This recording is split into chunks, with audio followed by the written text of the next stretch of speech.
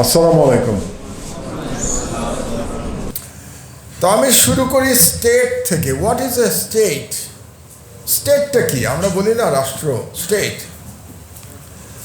State যদি খুব সহজ একটা আমরা ডেফিনেশনে যাই, তাহলে এভাবে বলা যেতে পারে, খুব সহজ, যে organised political community under unified command within a boundary. একদম সহজ ডেফিনেশন, এক লাইনের ডেফিনেশন।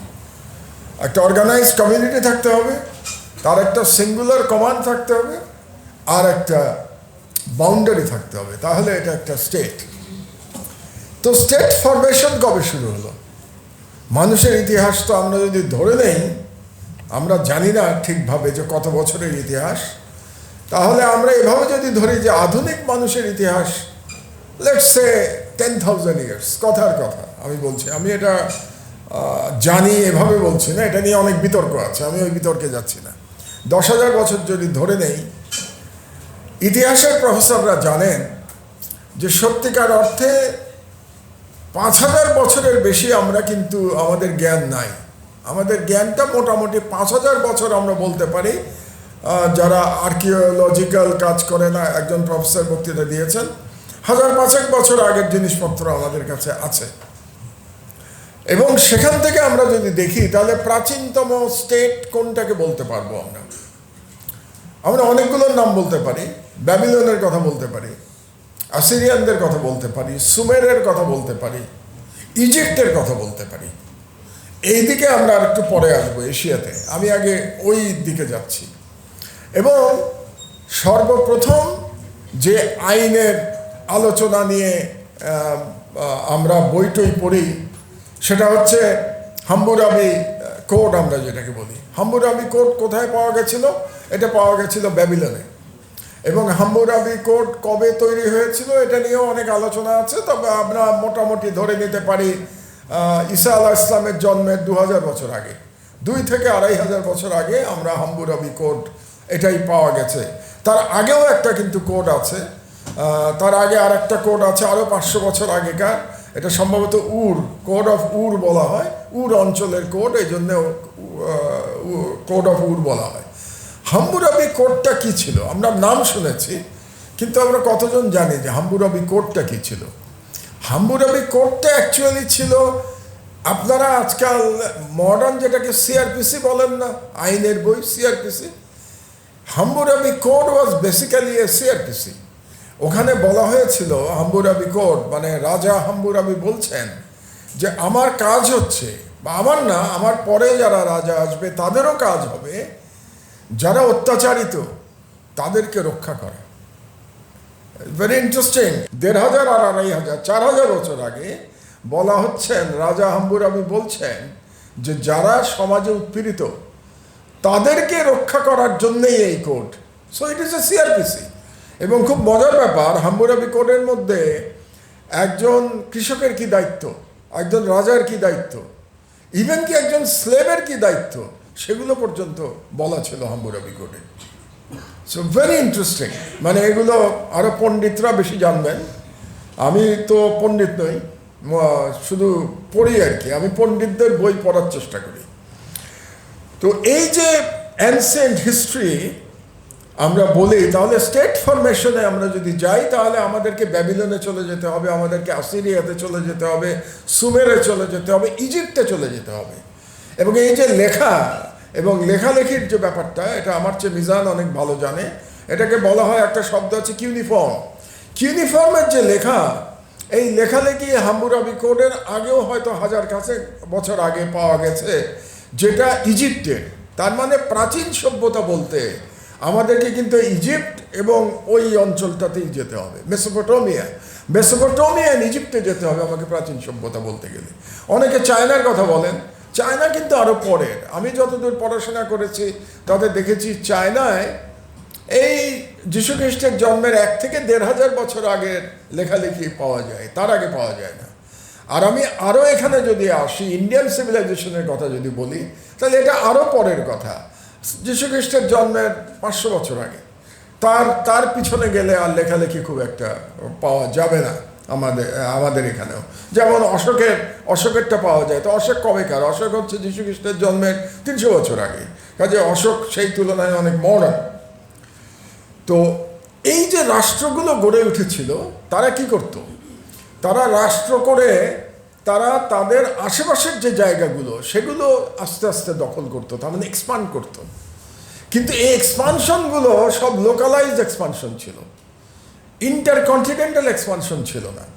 এক একটা জায়গায়, চীনের মধ্যে, ভারতে যারা ছিল ভারতের মধ্যে, ইজিপ্টের মধ্যে, মেসোপটেমিয়া ওই অঞ্চলে। এবং তখন আরও কিছুদিন পরে, ধরেন যীশু খ্রিস্টের জন্মের 1000 বছর আগে রাইজ হলো কার? Persian civilisation. এবং পার্সিয়ানরা তখন সব থেকে পাওয়ারফুল সামরিক শক্তি। এবং দ্য ফার্স্ট ইন্টারকন্টিনেন্টাল ওয়ার যেটা হলো, সেটা পার্সিয়ানরা যখন গ্রিসের বিরুদ্ধে যুদ্ধ করলো। So the Persian and Greek war, আমি যেটাকে বলি দ্য ফার্স্ট ইন্টারকন্টিনেন্টাল ওয়ার, মানে পার্সিয়া ছিল এশিয়াতে, গ্রিক ইউরোপে। সো পার্সিয়া গিয়ে গ্রিক দখল করলো। প্রথমে কিন্তু দারিউসের সময়, সাইরাস দি গ্রেটের সময়, Persian was the most powerful country, এবং যার জন্যে পার্সিয়ানদের একটা অংশ ছিল ইন্ডিয়া। এবং পার্সিয়ার যে রাষ্ট্রীয় বাজেট তৈরি হতো, সেখানে একটা বাজেট ছিল যে হিন্দুস্তান থেকে খাজনা কত আসে। হিন্দুস্তান নামটাও কিন্তু দেয়া পার্সিয়ানদের, এবং এই হিন্দুস্তানের নাম যেটা শোনেন পার্সিয়ানরা বলে, এবং সম্ভবত সিন্ধু নদীর থেকেই হিন্দুস্তান এসছে। সো সিন্ধু নদীর এপারেও কিন্তু রাজা দারিউসের এবং রাজা সাইরাসের প্রদেশ ছিল, প্রভিন্স ছিল, এখান থেকে খাজনা যেত। তো যাই হোক, পরবর্তীতে অবশ্য পার্সিয়ানরা হেরে যায়। কার সময় হারে? Alexander the great. আলেকজান্ডার হারিয়ে দেয় পার্সিয়ানদের, এবং হারানোর পরে আলেকজান্ডার তো ইন্ডিয়া পর্যন্ত এসছিল। কিন্তু Alexander was a great warrior, great conqueror, বিজয়ী ছিলেন, কিন্তু খুব কম বয়সে মারা গেছিলেন। এই জন্যে তিনি কোনো সাম্রাজ্য প্রতিষ্ঠা করে যেতে পারেন নাই। তিনি বিজয় লাভ করেছেন, কিন্তু সাম্রাজ্য প্রতিষ্ঠা করেন নাই।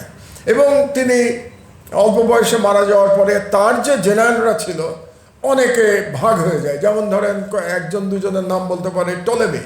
তো টলেমি কোথায় গেল? টলেমি গেল ইজিপ্টে, এবং ইজিপ্টে টলেমি তার সাম্রাজ্য তৈরি করলো। এবং ওইটাকে যে বলা হয় যে হেলেনিক পিরিয়ড, হেলেনিক পিরিয়ড ওই টলেমির সময় থেকে শুরু হয়ে ক্লিওপেট্রার সময় পর্যন্ত ছিল। এই পিরিয়ডটা হলো হেলেনিক পিরিয়ড, এবং এই সময় টলেমির আন্ডারে ছিল। সেলুসিড একজন ছিল, তিনি ছিলেন মেসোপটেমিয়া অঞ্চলে, সেলুসিড ছিল। তো এরকম করে 4 জন জেনারেল 4টা জায়গায় ভাগ হয়ে গেছিল। তো এরপরে তো এভাবেই রাষ্ট্রের মানে কনসেপ্টটা তৈরি হয়েছে। 1000 বছর ধরে রাষ্ট্রের কনসেপ্ট তৈরি হয়েছে। কোনো কোনো রাষ্ট্র ছোট, কোনো কোনো রাষ্ট্র বড়, বড় রাষ্ট্র তৈরি হয়েছে। এখন রাষ্ট্র বোঝার পরে আমাদের একটু হেজেমনি শব্দটায় আসা দরকার, কারণ আমরা আজকে ইম্পেরিয়ালিজম নিয়ে আলাপ করব, হেজেমনি নিয়ে আলাপ করব, কলোনিয়ালিজম নিয়ে আলাপ করব, অনেকগুলো কঠিন কঠিন শব্দ, কিন্তু আমি খুব সহজে বোঝানোর চেষ্টা করব যাতে এটা একদম মাথার মধ্যে গেঁথে যায় আর কি। যদিও তাত্ত্বিক আলোচনা বলেছে, তো আমি অত তাত্ত্বিক আলোচনা না করে বরং গল্পের মতো করে আমি বলার চেষ্টা করব আপনাদের জন্য। হেজেমনি শব্দটা কিন্তু এসছে গ্রিক থেকে। হেজেমনিয়া শব্দের থেকে হেজেমনি শব্দের উৎপত্তি। তো গ্রিকরা এই শব্দ কেন বলল হেজেমনিয়া? এবং এটা যদি আপনি গ্রিক ক্লাসিক্যাল হিস্ট্রি পড়েন, তাহলে ওখানে দেখবেন হেজেমনি শব্দটা প্রথমে ছিল এক ধরনের সম্মানসূচক শব্দ। সেখান থেকে পরবর্তীতে এটা মডার্ন হেজেমনি যেটাকে বলি, আমরা মডার্নে এখনো আসি নাই, এদিকে আসবো আর কি। যেমন আমি জানি না হোমারের ইলিয়াড কতজন পড়েছেন, এখানে হাত তোলেন? খুব বেশি না। যাই হোক, তো হোমারের ইলিয়াড আর ওডিসি যদি পড়েন, সেখানে একটা বিখ্যাত চরিত্র আছে hectare. Hectare is a hero. Hectare হেরে যায় যুদ্ধে, কিন্তু হেক্টরকে হেজেমন বলা হয়েছে। ওই বইতে হেক্টরকে হেজেমন বলা হয়েছে। হেজেমন বলা হচ্ছে যেহেতু হেক্টর ওয়াজ এ হিরো, জেনারেল, তো এই কারণে হেক্টরকে হেজেমন বলা হয়েছে। সো ইনিশিয়াল হেজেমনের যে আইডিয়াটা, এই আইডিয়াটার মধ্যে কিন্তু আধিপত্যবাদ ছিল না। এটা ছিল সমাজে একটু সম্মানসূচক, একটু শক্তিশালী মানুষ, সম্মানী মানুষ, তাদেরকে সম্মান দেয়া হতো। কিন্তু ওই সময়ে হেজেমনিক রিলেশনশিপটা রাষ্ট্রের সাথে রাষ্ট্রের তৈরি হতে থাকে। কেমন গ্রিস অঞ্চল যেটা ছিল, এখানে কিন্তু সবগুলি সিটি স্টেট, খুব ছোট ছোট জায়গা, এথেন্স, স্পার্টা, কার্থেজ, সব ছোট ছোট জায়গা এগুলো ছিল। তো এগুলোর মধ্যে এক ধরনের রিলেশনশিপ হতো যেটা একটু ক্ষমতাবান, সেটা আর একটা সিটি স্টেটকে গাইড করতো। তো এটা এক ধরনের হেজেমনিক রিলেশনশিপ ছিল, but that was more voluntary relationship, মানে এটার উপর কোনো গায়ের জোর খাটাতো না। এটা একটা, আচ্ছা ও আমার চেয়ে বড়, আমাকে অ্যাডভাইস করে, ঠিক আছে ওর অ্যাডভাইসটা আমি মেনে নিলাম, এরকম একটা সম্পর্ক ছিল বিটুইন স্টেট টু স্টেট।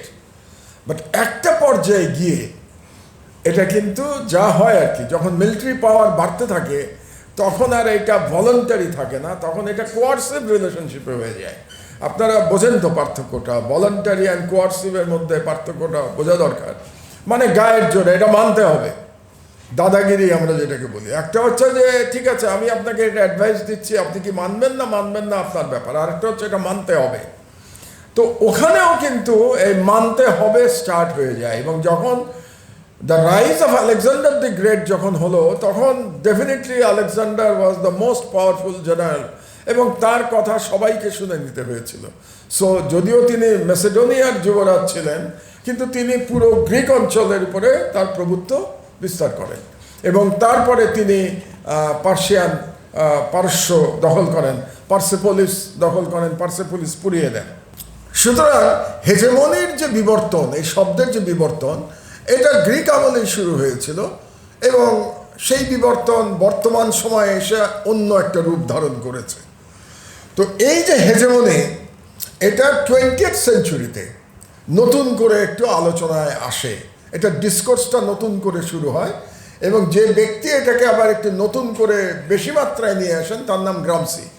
তো গ্রামসি একজন, উনি ইটালিয়ান ছিলেন, তিনি প্রিজন নোটবুক নামে একটা বই লিখেছিলেন। সেখানে তিনি হেজেমনি নিয়ে নানা রকম বিশ্লেষণ তিনি করেছেন। জেলখানায় থাকা অবস্থায় তিনি প্রিজন নোটবুক লিখেছিলেন, এবং সেখানে হেজেমনি নিয়ে তিনি অনেক কথা বলেছিলেন। সেখানেও গ্রামসি মোটামুটি হেজেমনিকে কিছুটা ভলান্টারি দেখাতে চেয়েছেন। তিনি বলেছেন সমাজেও হেজেমনি হতে পারে, এটা যে শুধু রাষ্ট্রে হয় তাই না, সমাজের মধ্যেও বেশি জ্ঞানী ব্যক্তিরা এক ধরনের হেজেমনিক পজিশনে থাকে, কিংবা পলিটিক্যাল এলিটরা এক ধরনের হেজেমনিক পজিশনে থাকে, কিংবা রিচ পিপল এক ধরনের হেজেমনিক পজিশনে থাকে। এবং তিনি, তার ব্যাখ্যাও এরকম ছিল যে কোনো হেজেমনি কোয়ার্সিভ হওয়া উচিত না, কোয়ার্সিভ হলেই এটা আর হেজেমনি থাকে না, কোয়ার্সিভ হওয়া মাত্র এটা এক ধরনের ইম্পেরিয়ালিজমে চলে যায়। সো হেজেমনির থেকে এটা ইম্পেরিয়ালিজমে যখন যাচ্ছে, তার মানে হচ্ছে আমি এখানে অস্ত্র ব্যবহার করছি, আমার গায়ের জোর ব্যবহার করছি আমি এখানে। তো ওই সময় থেকে এই হেজেমনি শব্দটা আবার 20th সেঞ্চুরিতে নানা রকম বইতে, নানা রকম আলোচনায়, আমরা যেমন আলোচনা করছি, খুব পপুলার হতে শুরু করে হেজেমনি শব্দটা। এবং তখন মেইনলি সোশ্যালিস্ট ওয়ার্ল্ড, ক্যাপিটালিস্ট ওয়ার্ল্ডকে তারা বলতো যে এরা হেজেমনিক পাওয়ার, মানে সোশ্যালিস্টরা ক্যাপিটালিস্টদের হেজেমনিক পাওয়ার বলতো। ওই so it became a political word, এটার একটা আলাদা ইয়েতে চলে আসে। তো ইম্পেরিয়ালিজম অ্যান্ড কলোনিয়ালিজম, এই দুইটা শব্দেরই উৎপত্তি ল্যাটিন থেকে। ইম্পেরিয়ালিজম, ইম্পেরিয়া, এটার থেকে এটার তৈরিটা হলো, তার মানে কন্ট্রোল করার থেকে ইম্পেরিয়ালিজম এসছে, কন্ট্রোল করা। তো এবং ইম্পেরিয়ালিজমে আমরা জানি এম্পায়ার ফরমেশন, সাম্রাজ্য প্রতিষ্ঠা হয়েছে। এবং আমরা যদি তখন বিভিন্ন সাম্রাজ্যের দিকে তাকাই, যখন ইম্পেরিয়ালিজমের আলোচনা হচ্ছে, মধ্যযুগে যদি আমরা চলে আসি, এতক্ষণ আমরা আলোচনা করছিলাম ঈসা আলাইহিস সালামের জন্মের 1000 বছর আগে, 2000 বছর আগের কথা। এখন যদি আমরা একটু মধ্যযুগে চলে আসি, মানে ঈসা আলাইহিস সালামের জন্মের পরে কিংবা আরও পরে, তাহলে বড় বড় এম্পায়ার কোনটা ছিল? অটোমান এম্পায়ার বড় এম্পায়ার ছিল, এবং একই সময়ে 3টা মুসলমানদের খুব পাওয়ারফুল এম্পায়ার ছিল একই সময়, কন্টেম্পোরারি এম্পায়ার। একটা অটোমান এম্পায়ার, একটা সাফাভিদ এম্পায়ার, সাফাভিদ ছিল ইরানের, আর মোগল এম্পায়ার ছিল ইন্ডিয়ার। 3টাই কিন্তু মুসলিম এম্পায়ার। কিন্তু মুশকিল হচ্ছে, একটু আগে আমার আগের বক্তা বলছিলেন যে ঘুরি এবং খিলজিদের সাথে খাওয়ারেজিম শাহ কিন্তু হেরে যায়, পরে মোগলদের কাছে পরাজিত হয়, চেঙ্গিস খানের কাছে পরাজিত হয় খাওয়ারেজিম শাহ।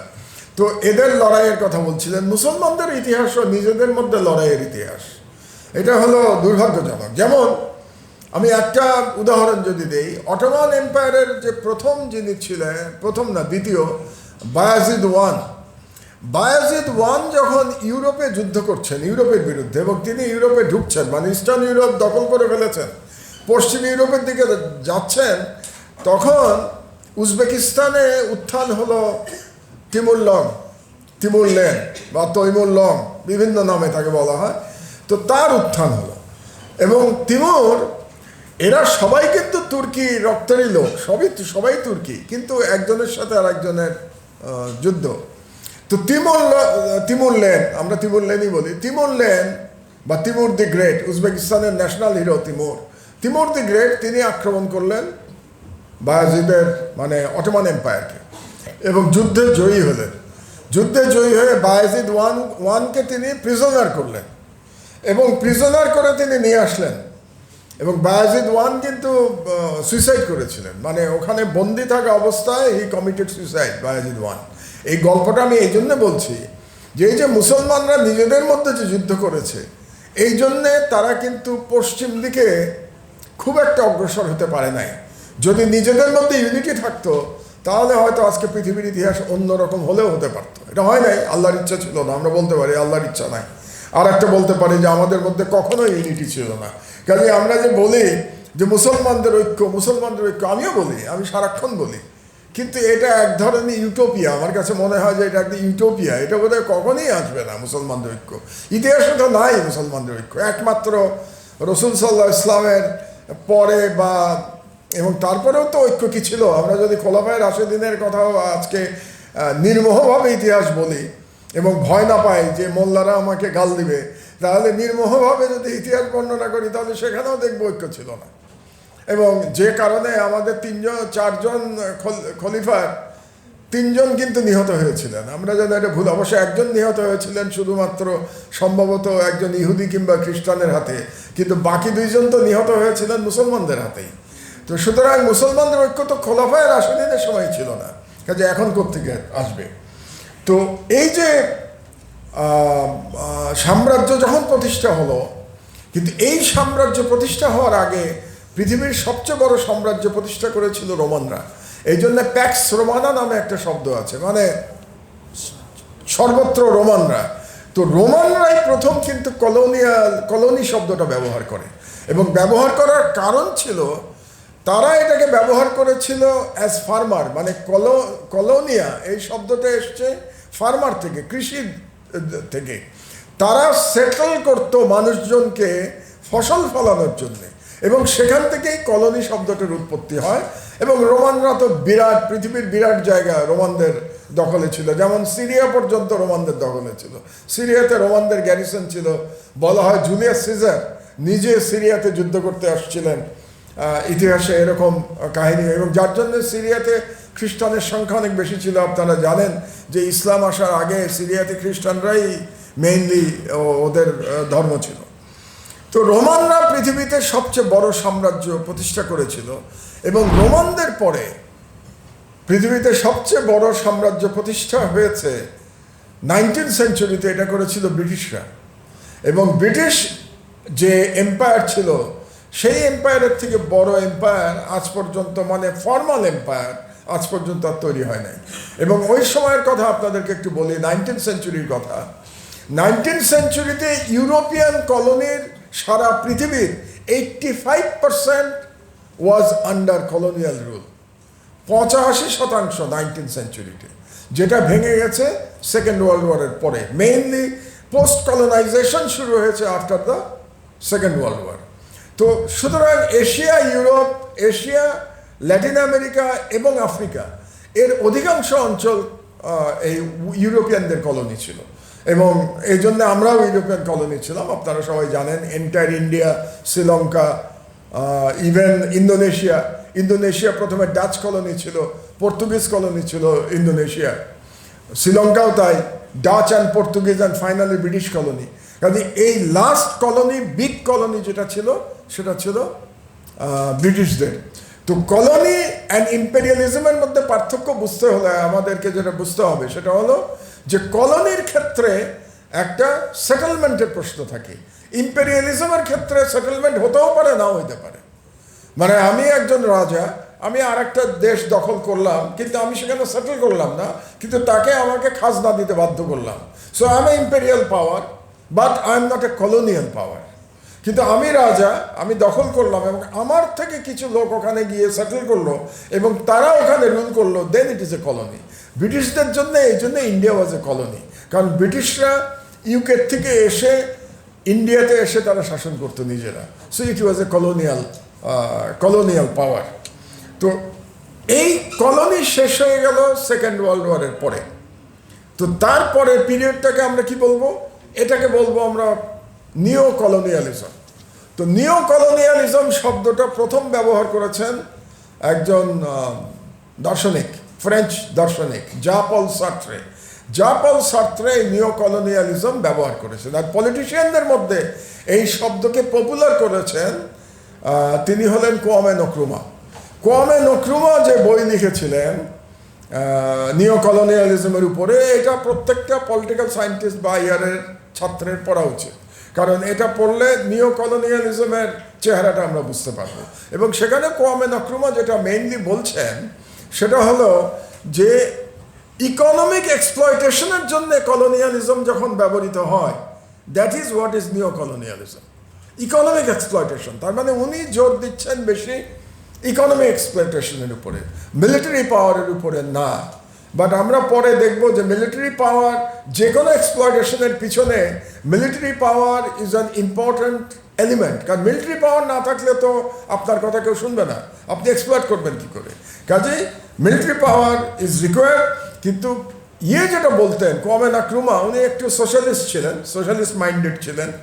উনি বলতেন এই যে তথাকথিত যে যেটাকে আমরা বলি মাল্টিল্যাটারাল এজেন্সি যেগুলো আছে, IMF, ওয়ার্ল্ড ব্যাংক, ADB, যেগুলো আমরা জানি, এগুলোকে উনি বলতেন these are the tools for নিও কলোনিয়ালিজম। এগুলো দ্বারাই থার্ড ওয়ার্ল্ড কান্ট্রিগুলোর উপরে ইকোনমিক এক্সপ্লয়টেশন করা হয়, এগুলোকে ব্যবহার করে। তো সেটার আবার পরিবর্তন আমরা রিসেন্টলি দেখতে পাচ্ছি, খুব ইন্টারেস্টিং পরিবর্তন। আমরা আসবো ট্রাম্পের জামানায় যখন আসবো, আমরা এখন পর্যন্ত তো 20th সেঞ্চুরিতে আছি।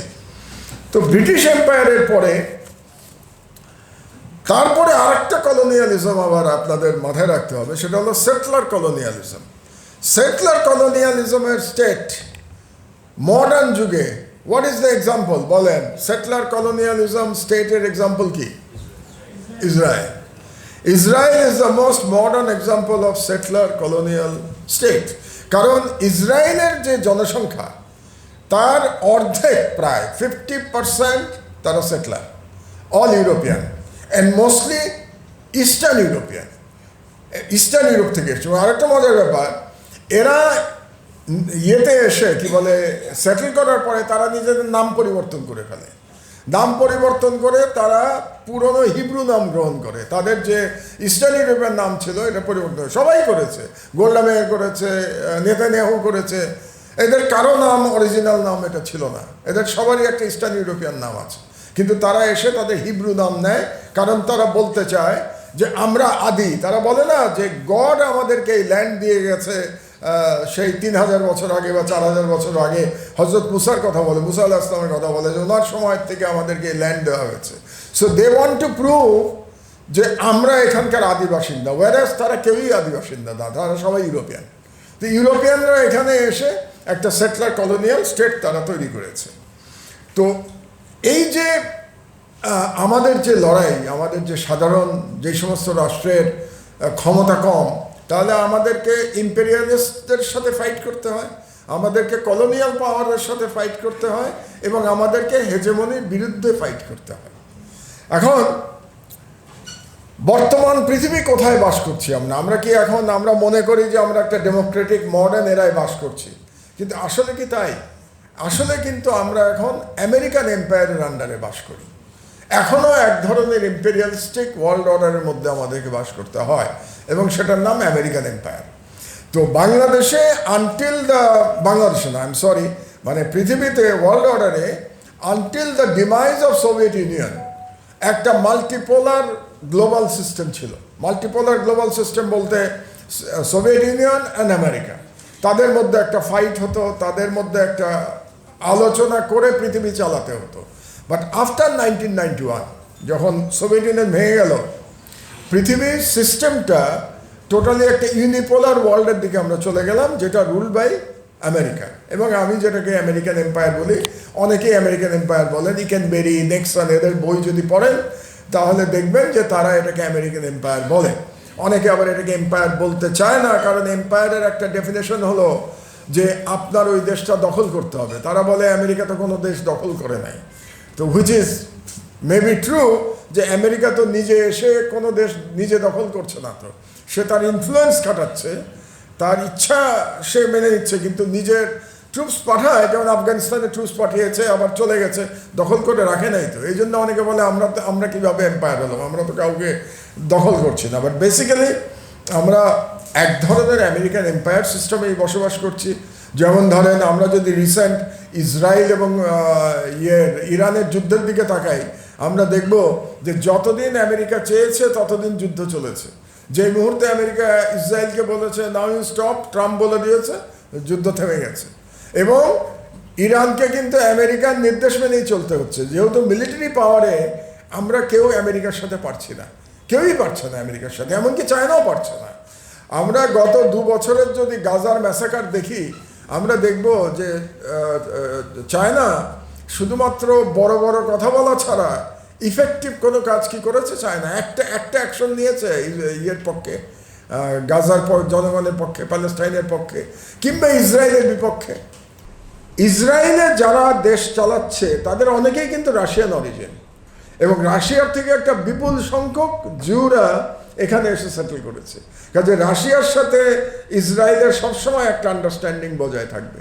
তো এই কারণে এই যে ইউনিপোলার ওয়ার্ল্ড থেকে আমরা আর বেরোতে পারছি না। বাট হ্যাভিং সেড দ্যাট, আমি আমার থিসিসেও লিখেছি যে একটা transition is now going on. Military পাওয়ারে না হলেও ইকোনমিক পাওয়ারে একটা ট্রানজিশন যাচ্ছে, because of the rise of China as a big powerful ইকোনমিতে পাওয়ারফুল হওয়ার জন্যে। সুতরাং এই ইকোনমিক যে রাইজটা চায়নার চলছে, এটা যদি আগামী আগামী 50 বছর অব্যাহত থাকে, তাহলে China will also become a powerful, militarily powerful.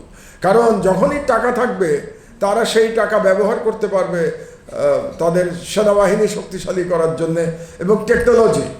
আরেকটা কথা হলো যে টেকনোলজি ওয়ারে জিততে না পারলে এই যুগে কিন্তু জেতা যাবে না।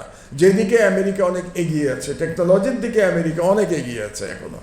কাজেই আমরা একটা ট্রানজিশন পিরিয়ডে আছি, যেটাতে আমেরিকা এখনো মানে sole powerful country, but rise হচ্ছে, চায়নার রাইজ হচ্ছে। রাশিয়াও কিছুটা মাসল দেখাচ্ছে, যেমন আমরা ইউক্রেন যুদ্ধে দেখতে পেয়েছি যে এত কিছু করার পরেও কিন্তু রাশিয়াকে হারাতে পারছে না। রাশিয়া এখনও আক্রমণ চালিয়ে যাচ্ছে ইউক্রেনে। তার মানে আমেরিকা অন্তত ইউক্রেনের ক্ষেত্রে, যেখানে শুধু আমেরিকা না, এন্টায়ার ইউরোপ রাশিয়ার বিরুদ্ধে, রাশিয়া একা ফাইট করছে।